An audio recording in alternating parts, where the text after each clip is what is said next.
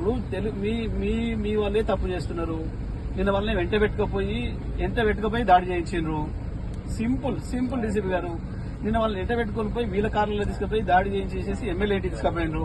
MLA camp office మీ CI jeep లో కూర్చొని ఒక రౌడీ షీటర్ ఎట్లా మాట్లాడతాడండి? మీకు ఏమనిపిస్తలేదా డిపార్ట్మెంట్ కు? సిఐ జీప్ లో కూర్చొని ఒక రౌడీ షీటర్ ఫ్రంట్ సీట్ లో కూర్చొని మాట్లాడుతాడు, మీడియాకు మాట్లాడి బయటికి ఇస్తాడు. It is shameful. ఎట్లా మరి ఫ్రంట్ సీట్ లో కూర్చోబెట్టుకుని వాళ్ళంత రాజమర్యాదతో తీసుకుపోయి ఏడు కూర్చోబెట్టారు. రాత్రి సీఎం ఎమ్మెల్యే క్యాంప్ ఆఫీస్ తీసుకుపోయి కూర్చోబెట్టినారు.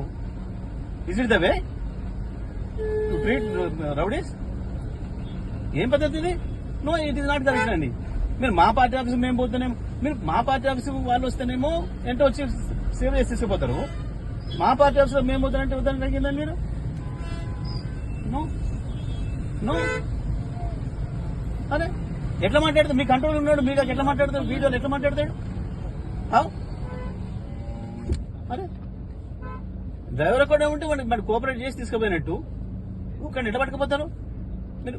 కేటీఆర్ గారు రోడ్డు మీద ఆడ బయటికి రాగానే సిబిఐ ఆఫీస్ ముందట మీడియా వాళ్ళు వస్తే మాట్లాడితేనేమో కేసు, మీరు రౌడీ షీటర్లోనేమో మీ కార్లో కూర్చోబెట్టుకొని మాట్లాడియండి మంచి సెల్ఫీలు వీడియోలు.